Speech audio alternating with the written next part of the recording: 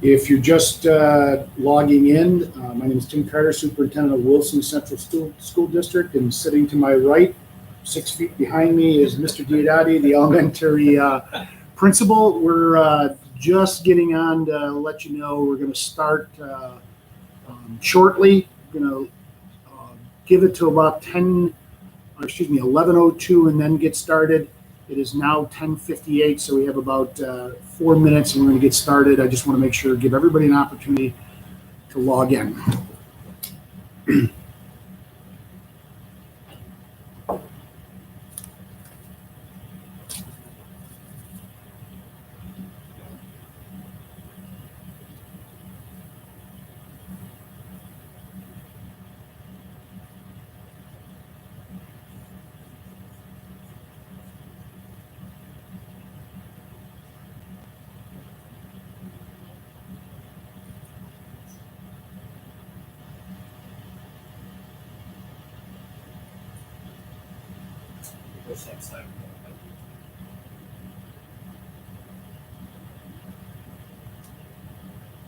They have to scroll down a little bit. They have to find.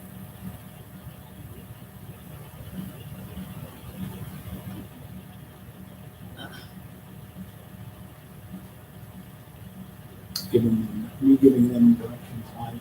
There's 8 people that are on. 10 now. But some people are finding. There's a lot of those reopening things. They have to find the one that says elementary 817. This is Mr. Carter, Superintendent Wilson. It is 11 o'clock. We are going to hold our 11 o'clock parent briefing very shortly. I'm going to give it about a minute or two to give people a chance to log in. Some people are just having some difficulty finding it because there's a lot of those briefings on there, and hopefully they can find it. It's under today's date, 8/17. And it says elementary parent meeting 8/17. Hopefully more people can find it.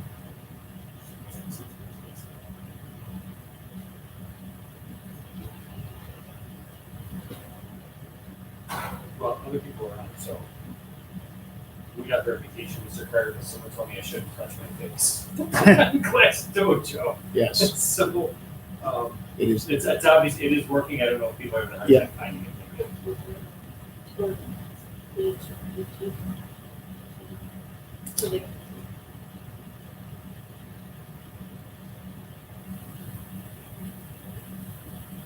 That's cool. We have a lot of videos on YouTube right now.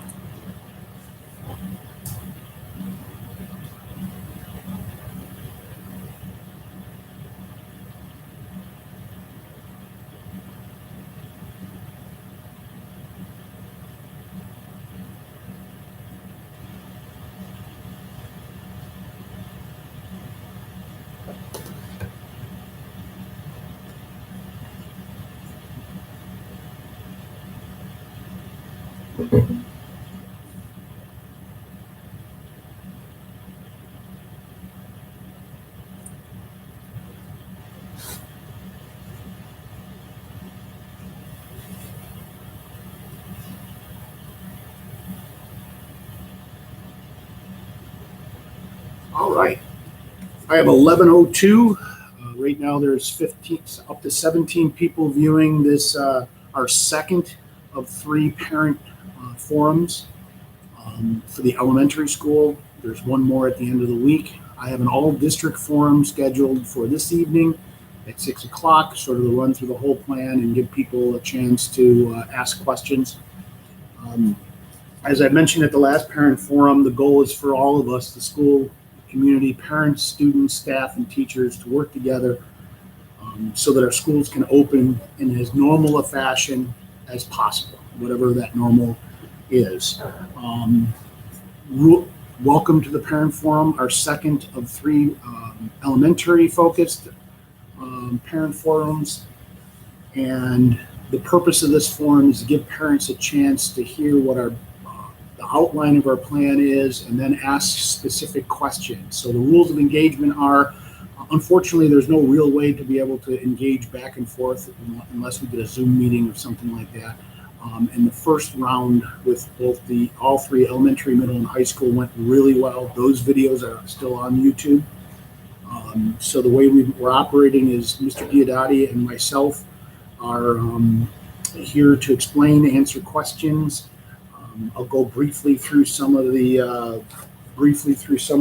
outline of what our plan is going to look like, and then give you an opportunity to ask questions. To ask a question, if you see at the bottom of the right-hand corner, there's a button saying "Say something." You type your question in there and hit the little arrow on the right. That question will pop up on my screen. I have with me not only Mr. Diodati behind me, but to the left of me is Jen Pavan, our district clerk. She is here to assist and help facilitate the questions. Okay, so let me get started with the program. Oh, I didn't mention this. If you, at any point, before, after, any questions you may have that I don't answer, or if you need a more specific one for your family, there is a phone number 751-9399. It goes directly to Ms. Pavan, our district clerk, and she will do her best to either give you the answer herself, because she's heard this program a few hundred times at this point, and or she'll direct it to somebody that may be able to answer your questions. Some of the answer to the questions are, we're still working on it, and I'm hoping parents understand that we still have 3-ish weeks to school, and we're doing the best we can to get everything up and running and moving in this different atmosphere. So I'm going to start with the first portion of this, which is the cleaning and sanitizing in the building. Mr. Harmon is our director of facilities, and he, along with Mr. Clare, our head custodian at the elementary school, have worked out a plan to make sure that each evening classrooms, hallways, and all high-touch surfaces are cleaned and sanitized on a daily basis. The kids that are going to each classroom will be the same kids, so they do not switch classrooms. So cleaning and sanitizing, following the CDC guidelines, is what they're going to be doing. Now, Mr. Harmon and Mr. Clare came up with a little bit of an accountability system in which each cleaner has an area of the building. They've been trained and have both written and have been trained verbally on what those CDC guidelines are. And when their area is cleaned every single night, they will sign off that area is clean. That not only gives us the accountability, but if the health department comes in and says, okay, what was done on this particular day, we have documentation on what that cleaning and sanitizing will look like. So that's the first part. The second piece is there is a requirement to have a student screen. We are not doing temperature checks at school. You probably heard over the weekend, and if not, it's been blasted all on the news, that a temperature check is not an effective way to determine whether or not someone has COVID-19. So there's no requirement for temperature checks, even though I know some school districts are doing it, meaning at the door with school personnel. Not only that, the guidelines for what that personnel has to wear when doing that temperature check is basically what a medical doctor would have to wear, or a nurse would have to wear in order to do their job. We would have to do that with our temperature check people. And we thought that's not the best thing to do. But what we're asking parents to do is what the guidelines call for, which is a screen. So in the morning, there'll be a web page on the website. You can download it as an app to your phone. And prior to leaving school, prior to your child leaving home to go to school, we're asking that each parent does a temperature check and does the signs and symptoms screening, just like many of us do when we go to the doctor's office, many of us do when we're going to work. So those signs and symptoms are being asked. As I said, we all have a part in this. The school has to get the buildings up and running, and We're asking parents, the teachers have to do the teaching remotely and in person, and we are asking parents to do the temperature check prior to going to school. Again, if, as I said in the last program, if that's one of the things you don't have the ability to do, then you might need to choose the full distance model. And that's one of the choices you can make. And I'll get that in a minute, but as a parent, you have the choice to either go full distance learning or full remote, or you can do the in-person model. And if you can't do the temperature check in the morning, or you don't believe that that's something you should be doing, and that may be one of the pieces of information you need to use to make that decision. I know that the Google form closed Friday for making that decision. But if you have, after any of these meetings, if you have any change or any thoughts that you need to put into this, that's when you contact the building principal, and the building principal can assist you in that. Okay, Mr. Diodati, just before I go on, did you have anything you want to add to the cleaning, sanitizing, or the student screening portion? No, just that our crew over the summer has done a really nice job, and they will continue to do a really good job. Bob Claire, who's our head custodian, and I talk every morning just to update each other on what's going on, and then if there are changes, he and I will work together on those changes. So we're in a good spot. Awesome, great. So prior to going into the next step, which is the health and safety and some of the social distancing pieces, I want to talk about the opening week of school. I said this on the last one, there's a change to the opening of school. That change is on the website. There's a student calendar on the website. I'll briefly let you know what it is, but you're probably going to have to look at it. It does change the first day for elementary students. So elementary students, first day of school is now Thursday, the 10th of September. In order to, put all these technology pieces together and to get the teachers up to speed, I needed 2 additional days at the beginning of the year to do training on all this remote option. So I need the Tuesday the 8th and Wednesday the 9th, and now superintendent's conference days, no students will be in school. And then Thursday the 10th will be the first day for students to be in at the elementary school. Again, that's on the website, but I wanted to make sure I mentioned that now. There's a question, does it have to do with screening? Yeah. Okay, go ahead. Mrs. Devon, read the question for me. Some of the symptoms of COVID are symptoms of a cold. Can the children go to school that day, or do they have to go to the doctor before coming to school? Great question. Thank you for asking it, Rose. Here's what I can tell you. So you're absolutely correct. The screen for children and the screen for the adults, because even myself, I have to take a screen every morning. Mr. Diodati has to take a screen every morning. And I'm responsible for checking all the administrators. Mr. Diodati is in charge of checking all the teachers, and then each individual classroom teacher will be charged with not only taking attendance in the morning, but making sure that COVID screen is there. And I'm going to deep dive into this question a little bit more, but I will answer your question, Rose. One of the things I forgot is on the website, or if you download the app, there will be a page for the elementary that has it broken up by grade level. So you click on the grade level your child is in, and then the teacher your child has, and then the screen will come up. And this will allow the teacher to see the results. If the teacher doesn't see the results of the screen, then if the child's sitting in front of them, the child will be sent to the nurse to take the screen with the nurse. Okay. So to get more into your question, if at any time your child is at home and your child answers yes to any of those symptoms, and you're right, some of them are symptoms of a cold, your child is asked to stay at home that day and for you to contact the healthcare provider. Now here's where the guidance changes, and I don't want to get into too much of it because we expect it to continue to change for the beginning of school. It's been a flip-flop between your child needs a note from the doctor to return, or a note from the doctor and a negative COVID test. I can't tell you right now, the health department and state ed and all of the CDC, they're all deciding exactly what that's supposed to be.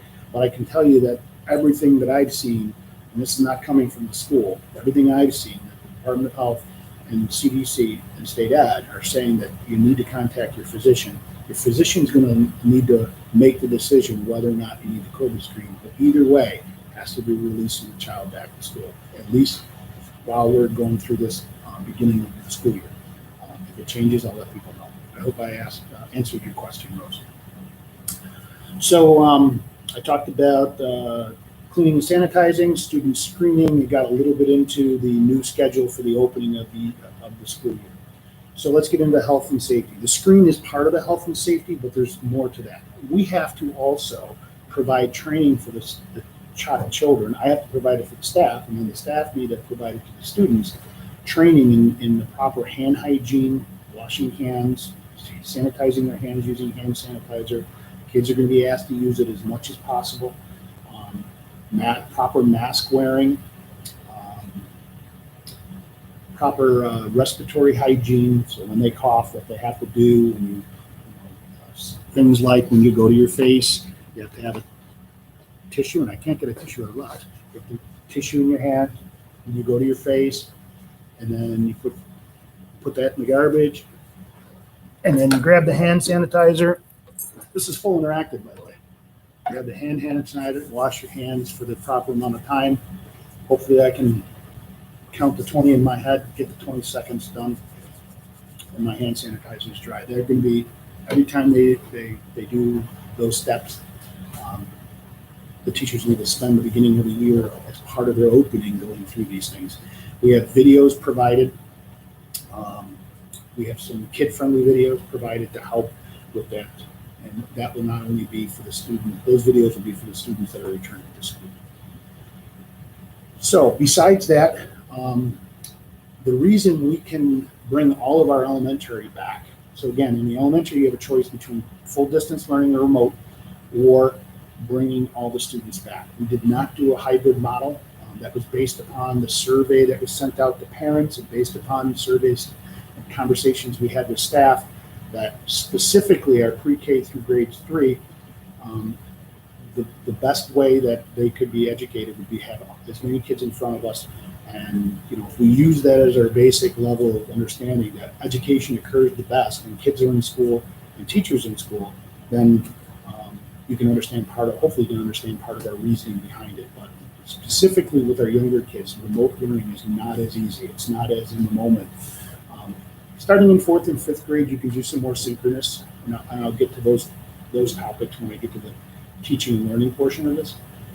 But the reason we can bring all of our elementary students back is because we purchased barriers, and these are plastic shields that get affixed to the desk and put down to the desk, and it allows us to put more students into the room where we can fit more students in the room, still some social distance between them, and we're able to have the students, while they're inside these shields, and they're clear plastic visors, and they basically have a front and 2 sides to them that are affixed to the desk. I believe in my last communication I had, I said there was a top to them, but the ones that we kind of got purchased do not have a top to them, but they're well over the top of the student's head.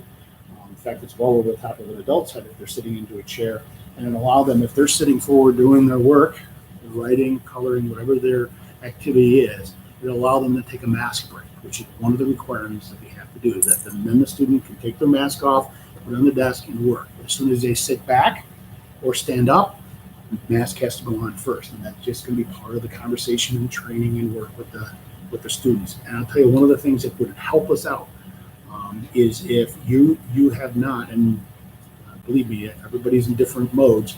If you have not started working with your child on putting a mask on, taking it off, that would help us out a lot, because they're going to be required to keep taking it on and putting it on. Because when they're traveling, anytime they're standing, moving, going to the bathroom, going to from one part to another in a hall, they're going to be required to have a mask on. In the lunch line, we are doing lunch in the cafeteria. And I know Mr. Diodati is in the process of coming up with some plans for that, and they've changed over the last 3 days based on guidance. Someone said, why can't we eat in the classrooms?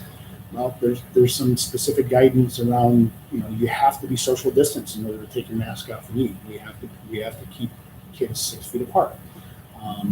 And I'm sure Mr. Diodati doesn't want to go into the specifics of his plan because it's going to continue. It's going to be a bouncing ball into the beginning of school. But I know he's done a lot of work with his custodial staff to not only use the cafeteria to figure out what's the proper amount of students we can have in the cafeteria. We may have to use another location also in order to make sure that the kids are 6 feet apart and can take their masks off and eat.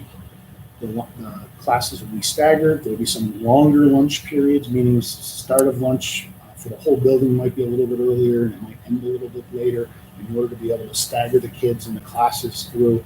Students will be sitting within their cohorts of kids. So all those pieces are going to have to occur as we move through the beginning of the year. So I don't know if there's anything you wanted to add to that, Mr. Diodati? Just that in Class Dojo, there's a couple photographs of what the barriers look like. The barriers do still have the plastic coating on it for shipping, so they don't get scratched.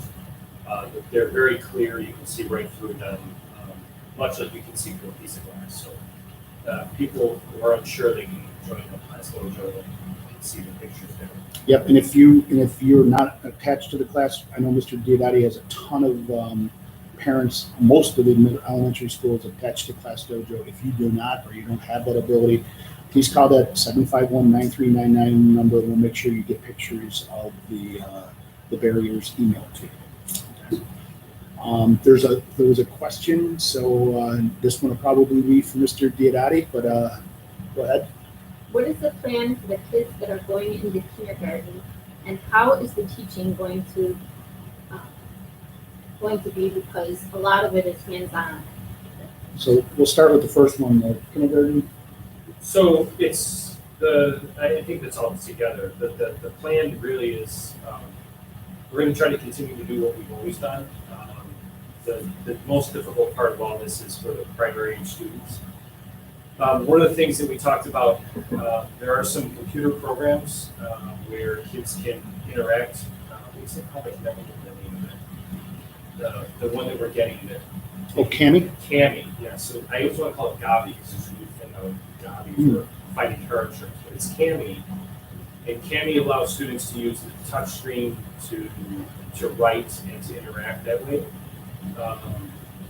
But a lot of our teachers still want kids to have paper, pencil, and crayons in their hands because there's some friction involved, which helps teach writing. So if you're teaching, for example, if you try to teach writing on a dry erase board, it's very slippery.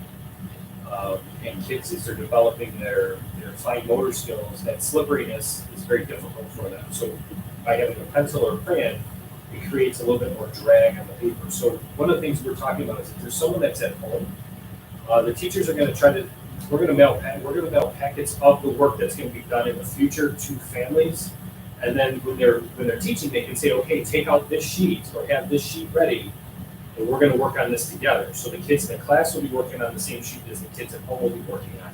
And if they're doing it asynchronously, I think most teachers are going to do it, teach the class and at home at the same time, but they'll also give instructions on how to do that. So we still want kids to have paper and pencils and crayons in their hands. And then there's ways for us to check it if it's not in real time.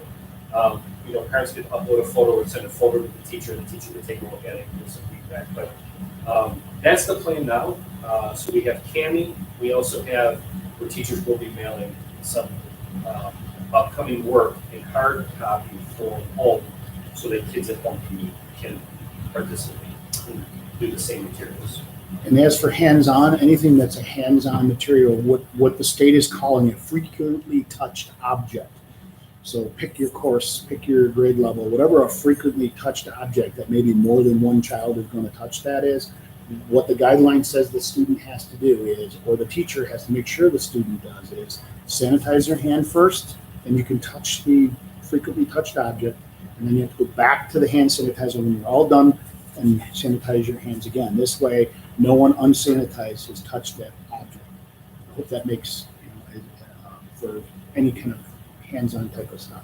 There's a question about the plexiglass, and just to be clear, it's not plexiglass. It is because plexiglass is not allowed in school. I just want to make sure that that's out there. The barrier is not plexiglass; it's a polycarbonate. Or less. Yeah, which meaning plexiglass in school is not allowed because when it burns, it creates a large amount of smoke, and smoke that's not good for you either. So this material is safe to be in school.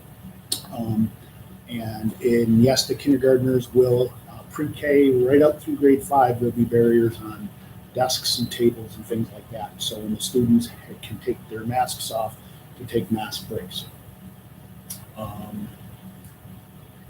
We have appropriate signage. Elementary, the kids pretty much do walk on the right side and the left side, Yeah. single file. They're going to have to work with the kids about, what is 6 feet of distance throughout the whole time. And yes, it'll be a little harder with the younger kids, but when I'm down at the elementary, they pretty much will walk on the right and the left. Anyway, single file, that'll just be enhanced a little bit. The cafeteria line will have the footprint, the Wilson footprints. We have footprints with W on them in order to space the kids out 6 feet, so they're not standing right next to each other while they're going through the line.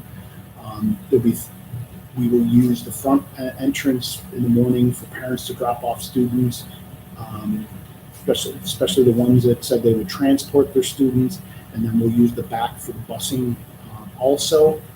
And besides that, go ahead. I'm sorry, so in the cafeteria, just so parents know, if your child is going through the line, there's a strong likelihood that we're actually going to put those footprints on the rail that has the trays. Because if they're on the floor, kids won't be able to see them, but if we put them where they put their tray, so one kid has a tray on one of those footprints, and the next kid has his on his footprint, then we know that they're 6 feet apart, as opposed to them looking down and spilling their tray. We figured it would be easier for that. But going into the cafeteria, there would be some markings on the floor for the kids to know where they should stand. Awesome. Entrance and exit to the building. Once the kids are in, all the doors get locked like we always do. And then the only way into the building, unless you're a staff member, if you're a staff member, you have a fob. You can come in other doors. But if you're not a staff member, you're going to have to use the front entrance. And that front entrance not only is a secure vestibule at the elementary school, and it will be at the middle school and high school also by the time school starts. 3 secure vestibules, which means there's double sets of doors for people to go through. Many of our parents are going to be asked to stay within that secure vestibule. We're not going to have them move down. One of the guidelines is not to have our kids exposed to multiple visitors. That includes delivery people. All of our deliveries are going to be outside and contactless. And if they are contact, the person has to go through the screen. So if you have to go beyond that door, or if the building allows you to go beyond that door, you're going to have to take that screen too. There'll be a thermometer there and a checklist for you to answer yes or no. And if you have any yeses, or if you have a temperature, you are going to be told that you can't move forward and go into the building. So that'll be at all 3 buildings. Once all the kids are in, the main entrances of each building is the only way visitors are going to come in. That includes contractors, that includes all deliveries. If we use the delivery doors, it'll be contactless, meaning they'll drop it off and our people will go out and bring it in. We cannot have any delivery people making contact with them unless we know they've done a screen. Now, we have certain companies that we work with that we've already been in contact with, certain contractors, certain delivery companies, and we know that they are requiring and they screen the people at work before they ever go out. So if we have their plan and we know they're being screened, then that's a little bit of a different with some of the deliveries, but we have to know that prior to the delivery. I know there's another question that came up. When will we know the schedule of virtual kids, and will they have a special or band? So I can't give you a definitive on the schedule for virtual. That is, I'll let Mr. Diodati interject here in a second, but I'm going to tell you that we're going to need some flexibility, and it may be the week right before school. We have a lot to do, both at the elementary school, the high school, and middle school, in order to align those. create the cohorts in our power schools and make sure that we have classes balanced at the middle school and high school, and make sure that we have the ability to move through. As for, there will be specials, and there will be band, but it might not look like your traditional band, because we can't, in order to have kids next to each other and playing an instrument, they have to be 12 feet apart. And I don't think we have a room big enough to be able to do that anywhere that not being used for something else. So there might be some small group lessons and things like that. I'll let Mr. Diodati interject if he has anything he wants to add to that, and I see that there's another question. So band-wise, the plan is to continue to have the kids in 4th and 5th grade have lessons, because we can have 2 kids in the band room, possibly 3 at a time, so that you can have that 12-foot of space between them with the instruments. But there will, as of right now, there's no plan to have a whole band come together and play as one unit. But we can do lessons, and we can continue to have kids grow and learn their instrument. Won't be any ensemble concerts, anything like that. Open house won't happen the way it's traditionally happened in the past. So all those events, any large group events, just can't happen in the current guidelines. If that changes, hopefully we'll be the first. And more than likely, you guys will be the first, because most of those things are being decisions are being made through press conferences with the governor. So as soon as he opens up the guidelines, we'll all be able to regroup. As far as scheduling, Yep. So as far as scheduling is concerned, a lot of parents are like, well, does my kid have to be on the computer from 9 to 3:15, 3:30, whatever? And the simple answer is no. I've asked my teachers to have chunks of time when they're going to be teaching, which is what they do anyway. So there'll be a math chunk, there'll be an ELA chunk. And so they'll let you know what those times will be, assuming that they're going synchronous, meaning they'll be teaching live. So the camera, one of the teachers and I were talking this morning, the camera might be on all day. So there's one invitation for all day, and you can, if your kid needed to sign out, they can sign out and sign back into that same invitation. But the teacher would probably shut the camera off when the kids are having snack and bathroom break. So her camera off and on, or off, and shut her microphone off during that time, because there's no learning going on at that time. She'll shut it off during the lunch period. She'll shut it off. They may not shut it off during special, because the special teachers are going to push in. Can I interject, Mr. Diodati, just for a point of clarification? What do you mean by shut it off? It's mute and turn the camera off. It's not shut down the invite. The whole idea, especially at elementary, is there's one invite going on, but yet you may see the teacher's initials up or one of those emojis up, and muted microphone. And a muted microphone during bathroom breaks and snacks, and when they go to lunch and things like that. Thank you. Go ahead, Mr. Diodati. Thank you, Mr. Carter. And then they'll let you know what times to plan for math and ELA and the times that your kids should be going on. And then, like I said, for specials will continue as regularly scheduled. And then those teachers are going to be pushing in the room. The only difference would be phys ed. They need to be 12 feet apart, but the phys ed teachers, the plan is to have them take kids out on every day that's possible, so the kids can get some fresh air, can run around, and keep their 12-foot distance from each other. So on the days that phys ed is outside, then the PE teachers should forward you some information about the unit of study. So for example, if they're learning about soccer, then on the days that the kids are outside, that would be a great day for your kid to be outside during that 40-minute time, and practice some of the skills that they have been taught during the unit. And then there will be times when the PE teachers will be in the classroom, and then that would be a time that your kid would stay on and participate that way. For example.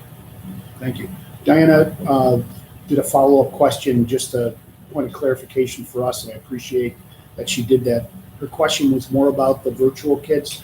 Are they going to have specials virtually? And the answer to that is yes, they will have specials virtually. So they'll be logging back in, or they'll be staying on and doing their specials virtually. Those chunks of time will be sent out probably closer to the beginning of school. And then the other thing about band lesson, we haven't really talked about it at the elementary, and I'm not sure if Mr. Diodati's thought about it. On the middle school and high school, they are doing band lessons virtually and things like that.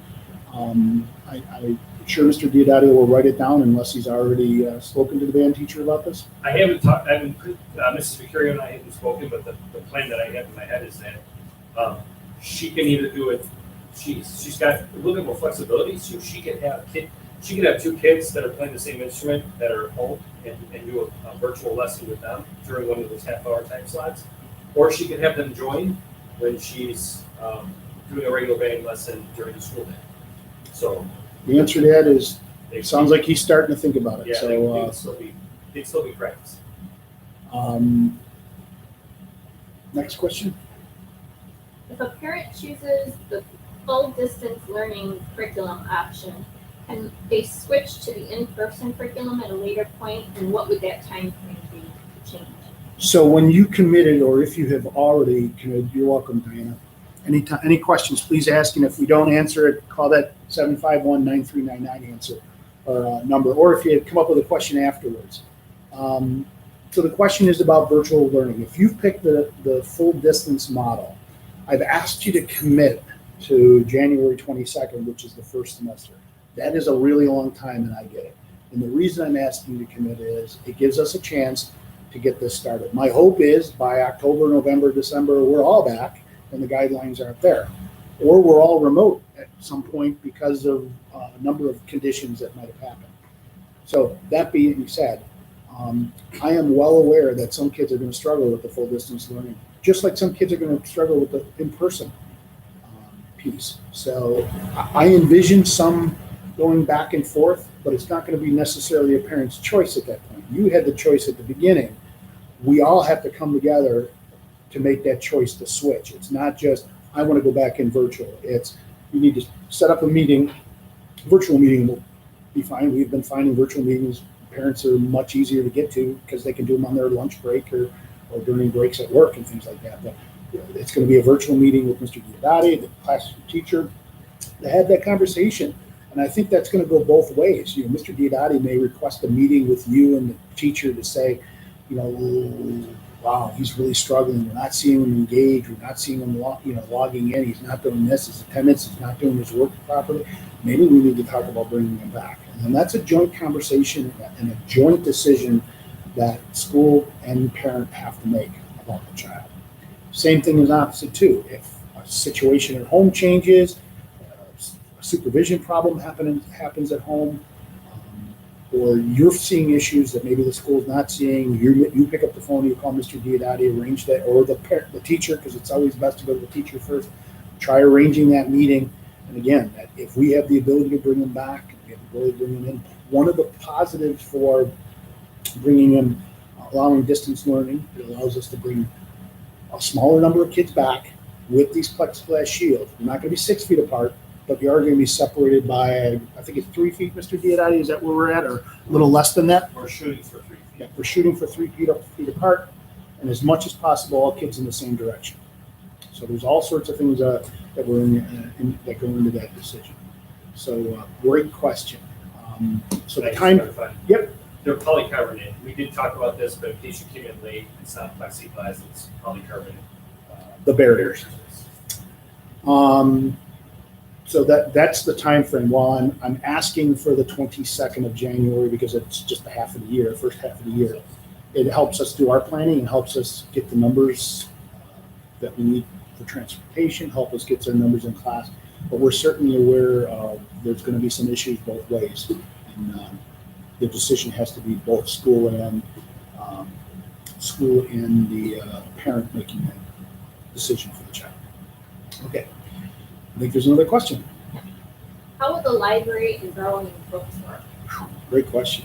Can I Absolutely, please. So honestly, we have not. That's on the back burner right now. My understanding is that if a book were to be used, so we want kids to have books first of all. So we just say still want kids to have books. However, there's obviously a concern of the kids taking the book home, bringing it back to school, so on and so forth. If you remember from last year, if you had a book and we asked you to return a library book, which thank you for all of those who did. The general rule of thumb is they have to sit for 4 days, and then after the 4 days, I think they found that there's no infection or causation for infection after that, or getting someone else sick after that. We would probably follow something similar, but honestly, we want to wait for a little bit more guidance. And just for the parents to know, we had our books sit for 2 weeks, and then our custodial crew sanitized them, let them fully dry for like another week, and before we return them to the library. So at this point, if a teacher had a book in the classroom and wanted to let a child use it, I would not say no to that. And then I haven't even discussed this with the teachers yet, but we would ask them that once that child returned it back, that we let it sit for 4 days or more. We probably let it sit for at least a week before returning it into quote unquote circulation for another child to use it. Great question.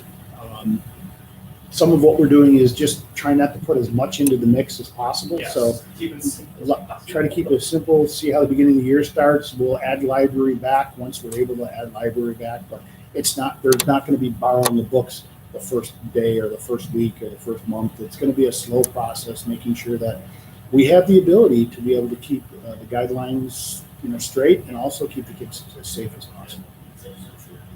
I didn't talk about transportation yet. I will. Let me get into that, and then there's a couple other questions that came through, and we'll go back to questions. So what our plan for transportation is, after we subtract the distance learning kids out of the mix,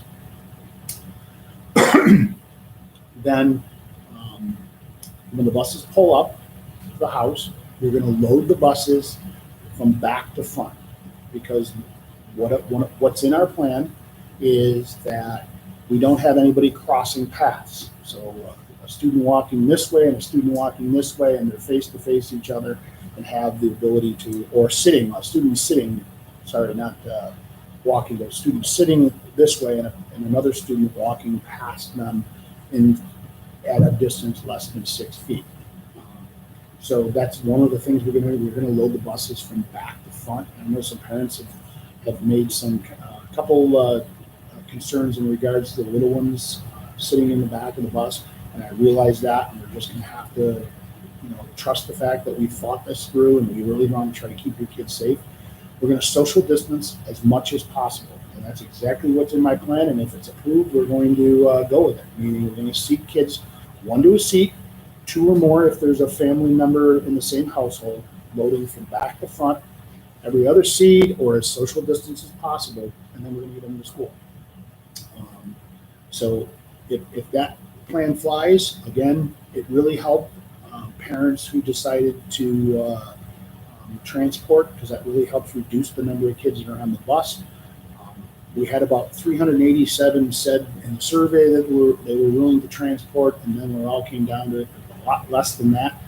We are going to be calling those parents that said they would but didn't commit to it yet, just to say, did you not get the second form, or what's the thought process behind this? Because if we want to get the number of kids that are going on the bus to be reduced. So when the buses get to school, the opposite will happen. When the buses get to school, we'll unload the buses from front to back again, so kids in the back don't cross with the kids in the front. They'll stay seated. They'll start getting up from front to back and do it in an orderly fashion. And yes, we're going to have to do some work with the kids to make sure that happens. They'll have to stay 6 feet apart walking into the school building and wearing their masks. They'll have to wear their masks the entire time on the bus, and the entire time walking in. Once they come and they put themselves in their classroom, and they get themselves sitting in their seat, they can start doing their work. They can take the mask break off if they're within their barrier. Or they can take the mask off and take a mask break once they're inside their barrier. So that's how transportation is going to be handled. There was a couple questions. I think just one. I know the middle school and high school won't have lockers. What will the elementary kids be doing with their belongings? So 5th grade still has lockers, and they'll use those. They're going to be spread out, and the teachers will more than likely have the kids go and certainly have the kids say, okay, if you are numbers 1, 5, 7, whatever, they'll have those kids go out and get their stuff and come back in. The rest, we plan right now is for the kids to have their coats and their book bags on the back of their chairs. Some teachers do have some cubbies, which they can use, where it's one kid uses a cubby so the kid can hang up their their book bag and their coat into that cubby.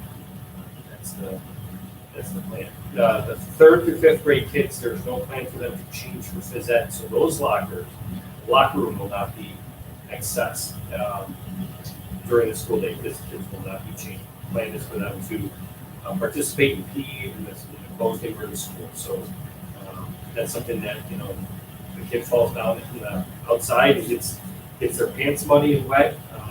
You know, if they have a second pair in their belonging, you know, with their stuff in their book bag, then they can change somewhere in the bathroom. But that's the plan, so that the kids are not in one tight area. There's not enough room in the locker rooms to social distance and change. So the next part is the teaching and learning of the continuity of learning plan. So for the elementary, it's one of two choices. It's either full distance learning or remote or in person. I've had a lot of parents comment about why we didn't choose hybrid for the elementary, and it really had to do with our foundational belief and the results of our survey that said our community and our staff wanted kids here as much as possible. So we went looking at these barriers, and we believe that we can do it, and we're confident that we can do it using these barriers. It is going to look different. It's going to be, as I keep using this term, as normal as possible, but it is going to be different. The kids that are remote and the students that are in school, there's going to be a mix of synchronous and asynchronous learning.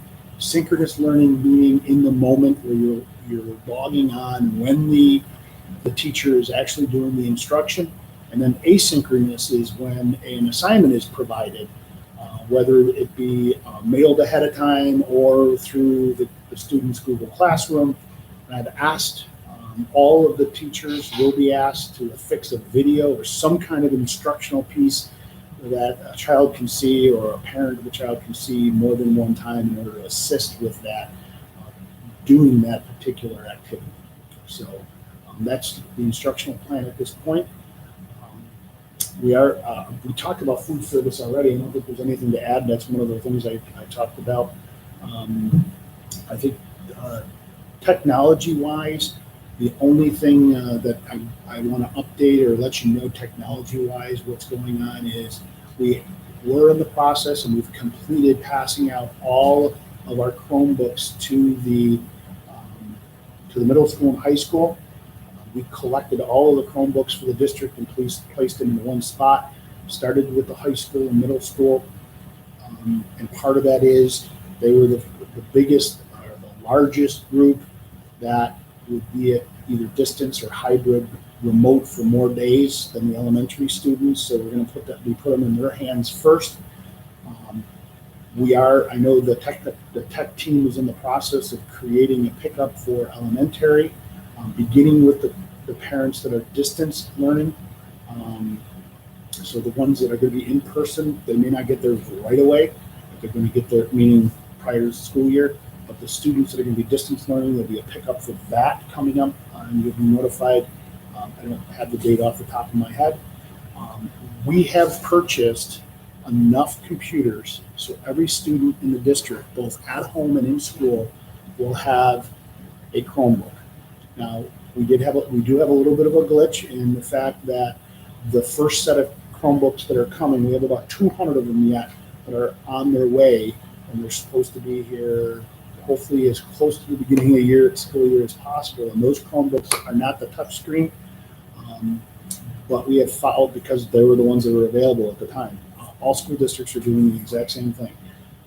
They're all ordering if they didn't have them. So we're going to have enough Chromebooks for the elementary, but 200 of them are not going to be touch screens, so they're going to go to the older students because they can type in and they can do their work that way.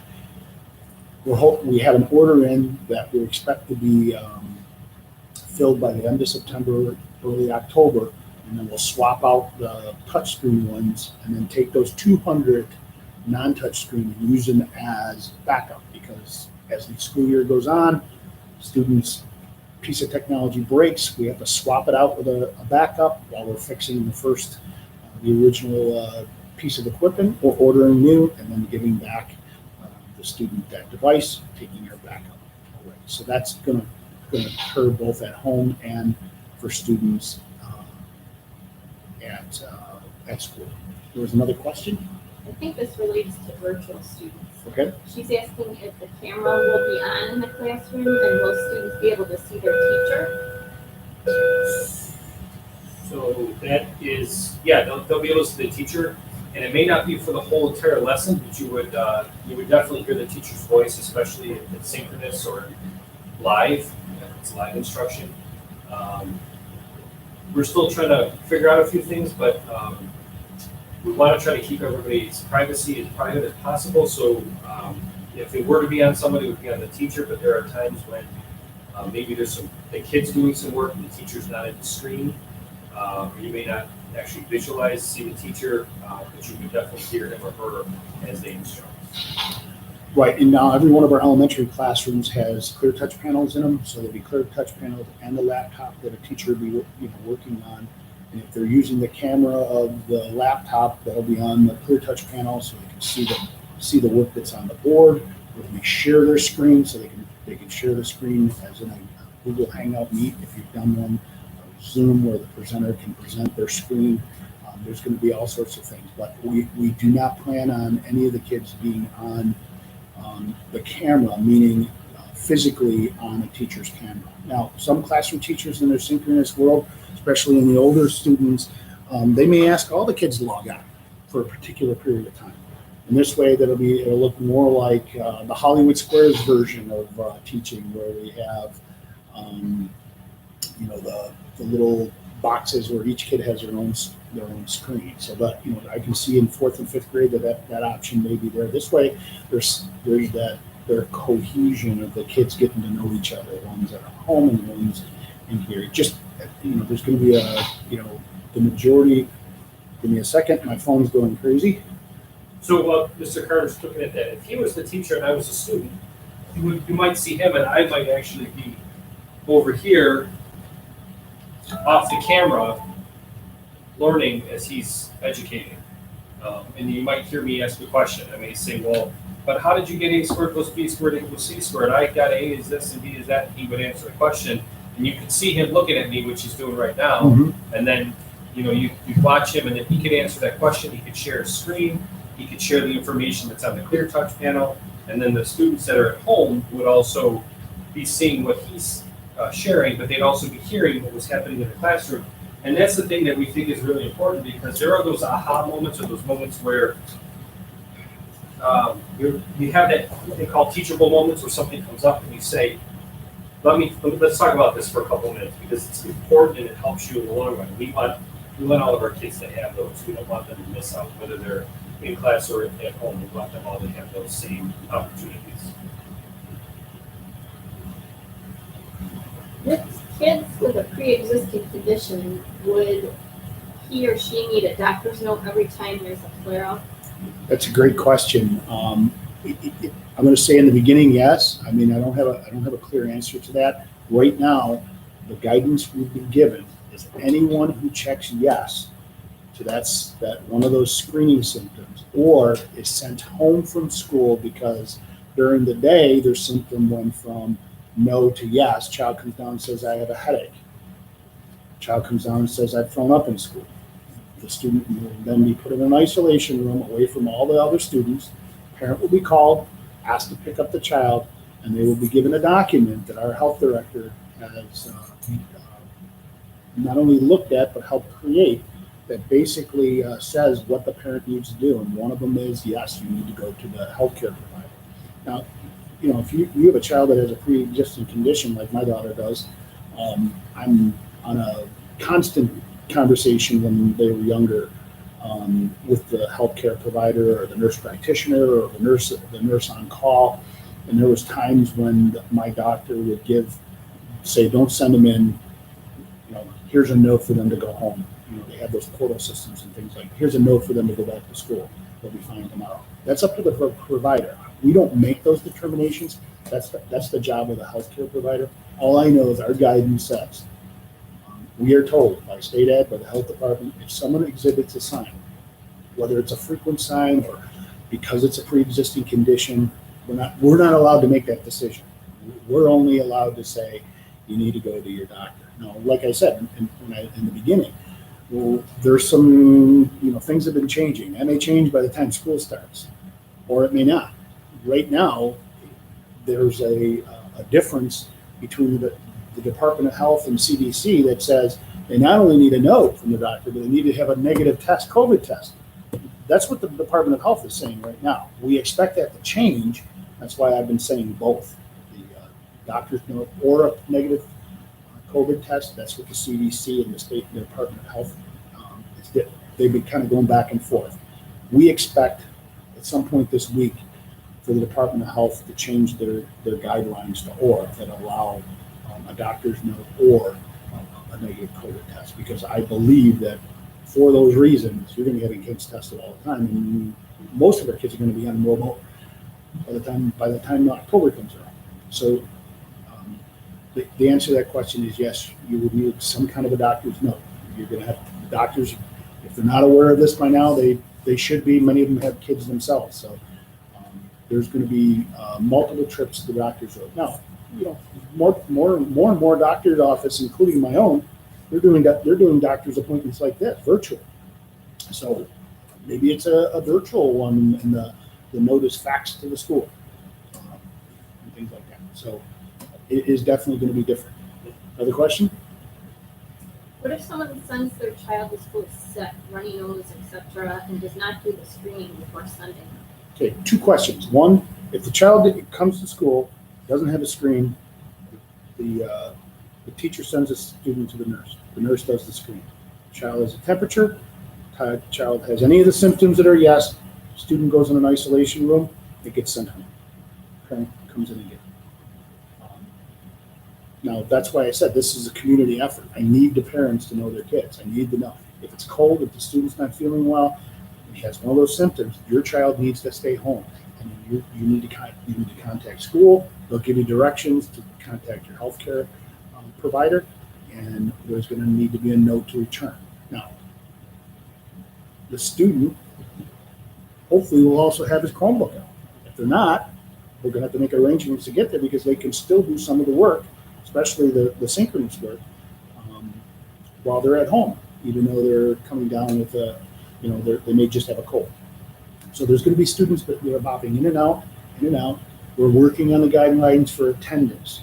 If a student logs on synchronously and fades out, how do we handle attendance at that period? If the student doesn't log on at all but does his work and turns it in, does that count as attendance? Those are all the things we're kind of ironing out in more of a school function way. But the best thing I could say is, we're going to have some processes for kids that when they're sick, if they're going home, they're going to have to make sure that they have their Chromebook with them, because the next day, if they can't come in, they're going to have to log in remotely if they're able to. If they're too sick, obviously we don't want them to log in remotely. Another question? I'm going to skip down because this one's COVID related also. Yep. Are all children going to need to be tested for COVID before starting school? And will there be a frequency as to how often the testing will take place? Okay, so if you take two of the things I had to put up on the website by Friday, actually there are three things, but two of the three things are related to this question. One is I had to put up the district's COVID testing policy. The district does not test. We can't. I cannot even require any parent to test. Doctors do that. All I can require is you don't return without a doctor's note or a COVID test or an COVID test. That's all I can require. By guidelines, that's what I have to do. I cannot force testing. I can't make anyone to test. That's the Department of Health.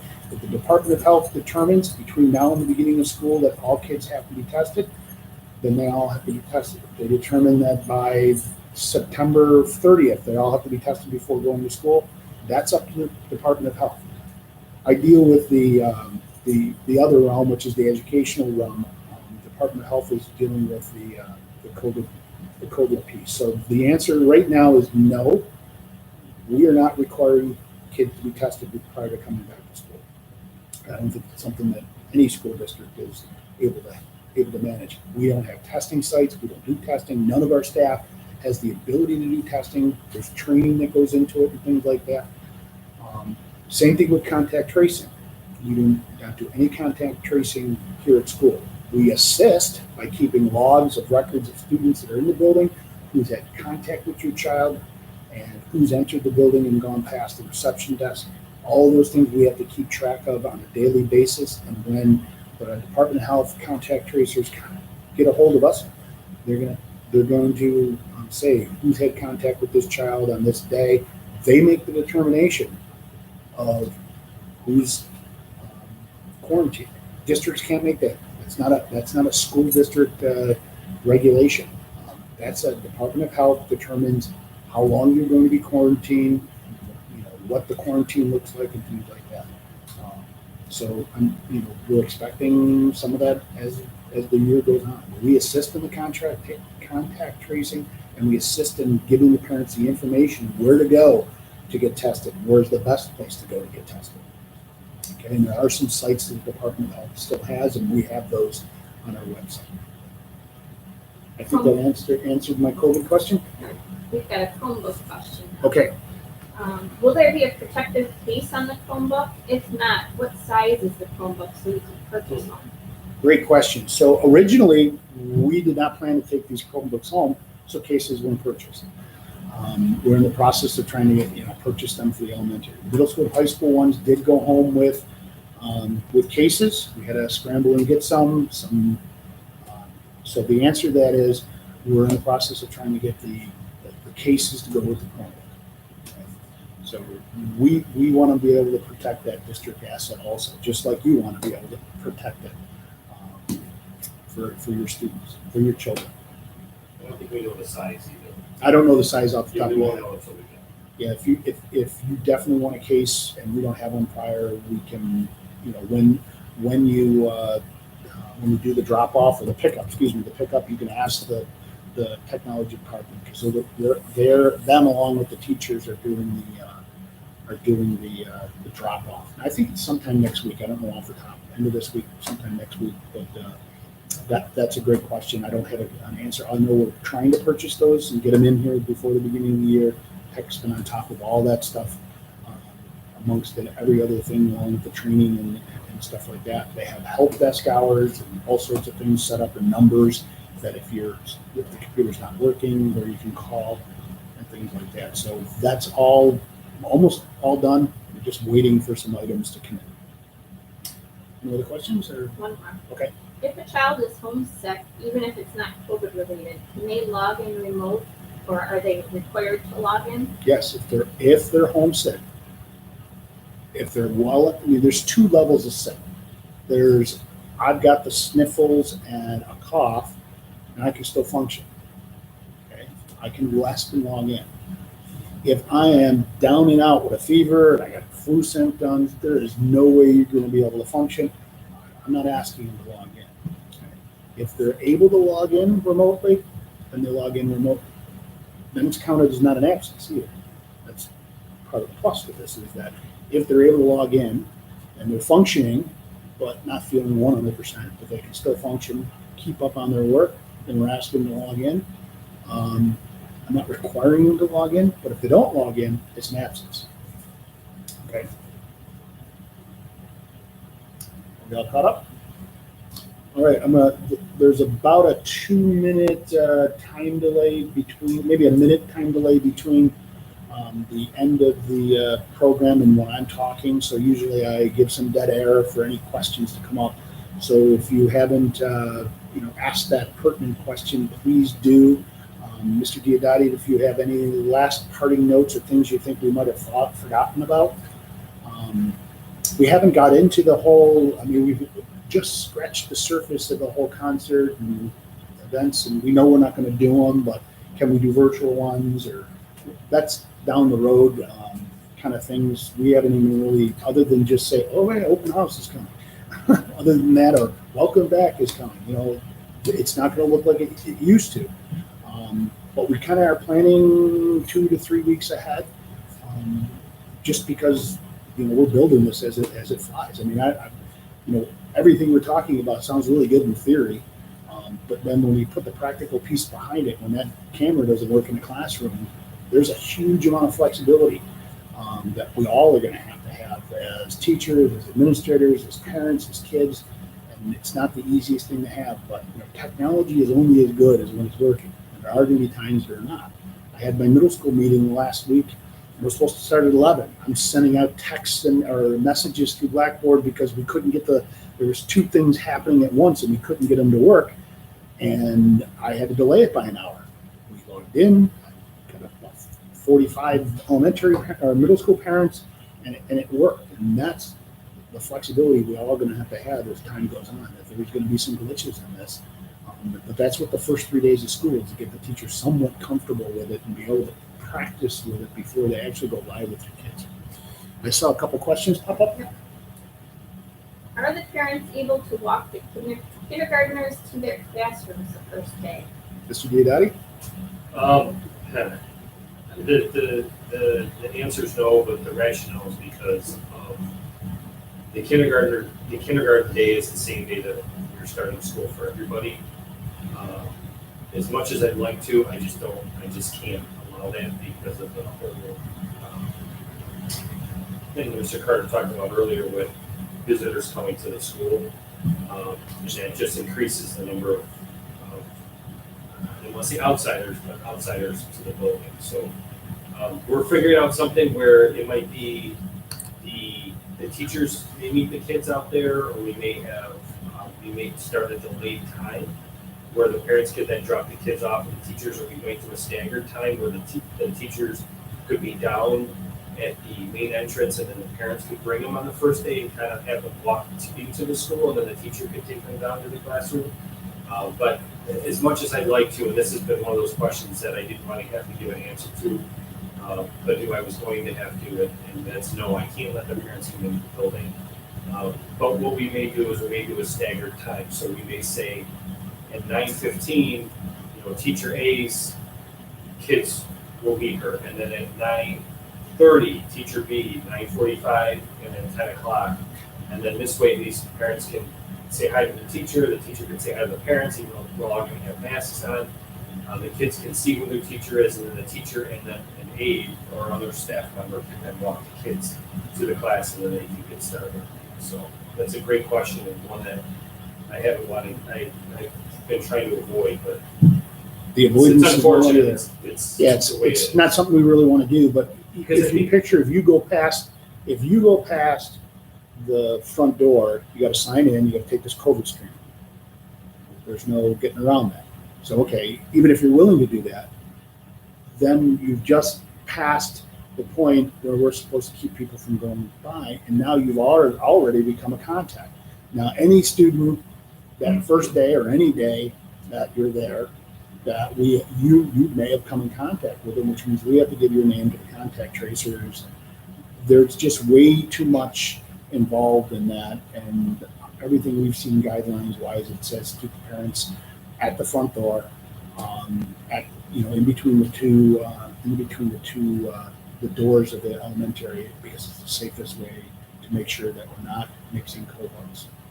We've talked about a number of things, even kids passing in the hall and not having the teachers come to the class for specials as much as possible. Those are all the things is it ideal? Absolutely not. We'd rather open up it the same way we've done every year, but unfortunately that's not the cards we're being dealt right now. Another question came up? Has there been any decision on open house, or could a parent make an appointment to come in with their kindergartner? Open house is going to be virtual. And I'll let Mr. Diodati answer the second part of that question, which is, can a parent make an appointment to have their child come in? I don't think the teachers are going to be here during that time. That's going to be those first 2 days of training, so that Thursday is the first day for all students. So there's not going to, and the days prior to that are all teacher training days, trying to get them up and moving on the whole virtual. Mr. Carter said it really well. I really try to find different ways to figure this out. Sorry, we're live in my office, so that's my phone. However, the simple answer is no, and it's not one that I want, because I do like the days when the parents bring their child into the classroom, meet the teacher, and have a 10 or 15 minute time slot, the kids can bring their stuff in. And really the best that I can do while still meeting all the guidelines and doing what's right, again, by the guidelines for the rest of the people in the school, is to just have a staggered time for each kindergarten class. And you can still get your picture. You can still, we want you to do that. We want you to come in and take your picture. We want you to say goodbye to your kids. We kind of want you to just kind of now obviously wait to the teacher.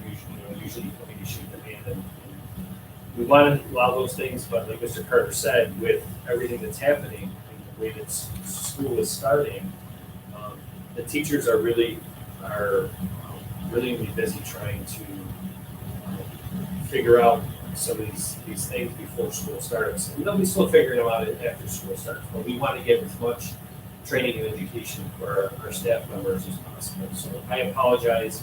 And again, it's not the answer I want to give. It definitely isn't. I think I like that we do that at Wilson Elementary.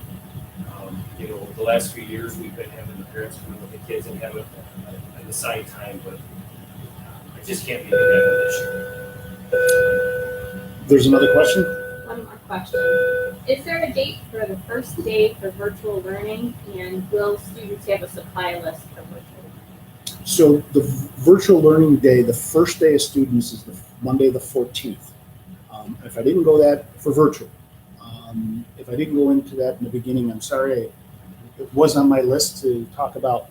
So the first 2 days of elementary, so elementary the in-person elementary will come in on the 10th, which is Thursday, and Friday the 11th. And the purpose of that is the hand hygiene training, the social distancing, going through the rituals and routines, getting used to the barriers and the plastic shields, teachers doing first the normal rituals or routines that kids are being in school, and then also the other things that have to do with COVID. So we need 2 days to do that. So that being said, we'll also provide on our website some of those virtual trainings so the kids at home can see them also. We have to provide those.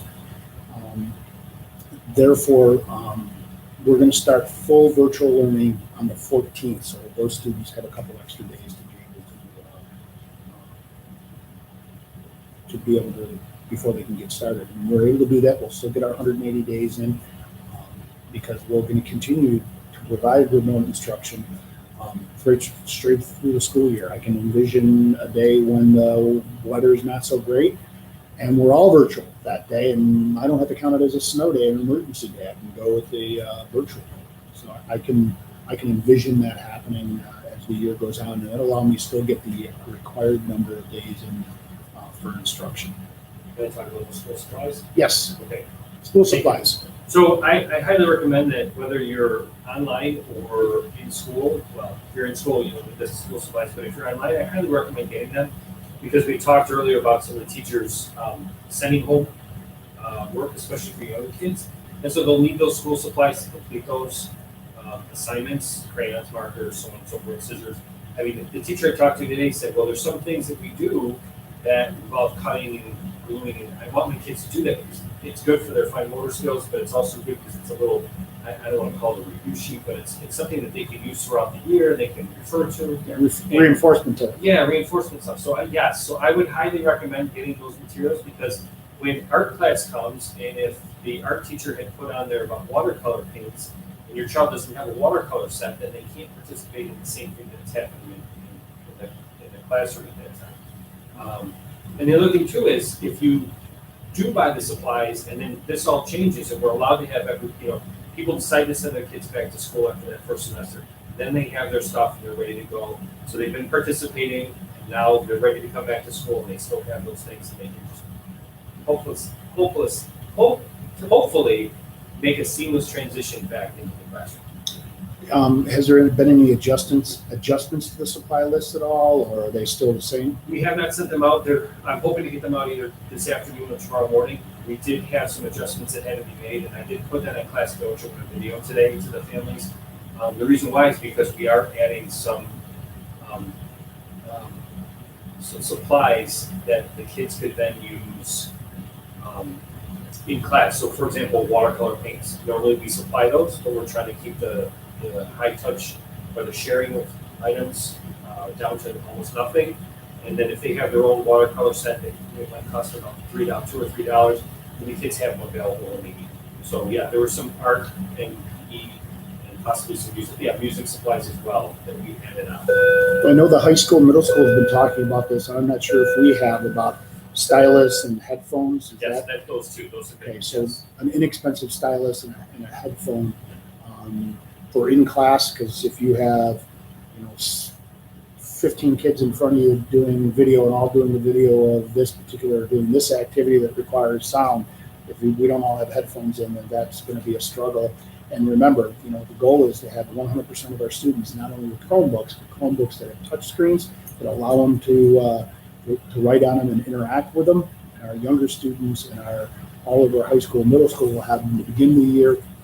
We're still waiting for the intermediate kids for theirs to come in. They'll have a piece of technology, but it won't be touch screen to start the year.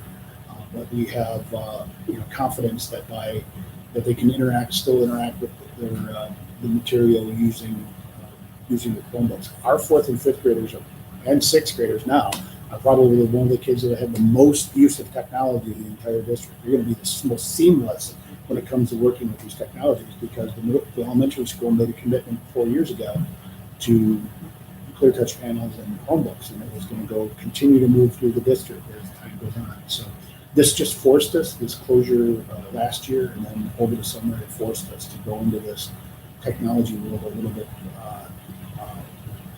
little bit quicker. So like I said, it's going to be an exercise in flexibility for us all.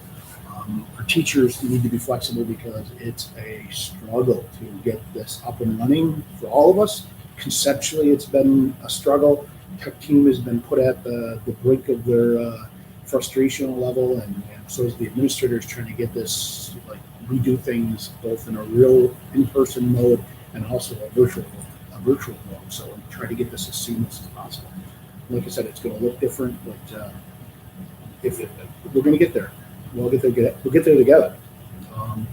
So I don't believe I have any more questions that have popped up in the last minute or so. So I think at the height of this, we had almost 35 people that were on it. So thank you for joining. This is our second.